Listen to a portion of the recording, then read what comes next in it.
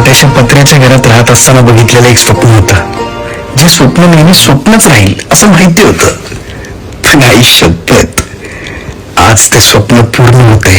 क्षितिजाचा तू shiny रे, लिही इतिहास नवा. कर्माच्या या किरणानी तू रच ब्रह्मांड नवा. काळजात घर केलं, बघता रमून गेलं, देवाची पदरात हे दान दिलं. आभाळाला भेटाया धरणीनं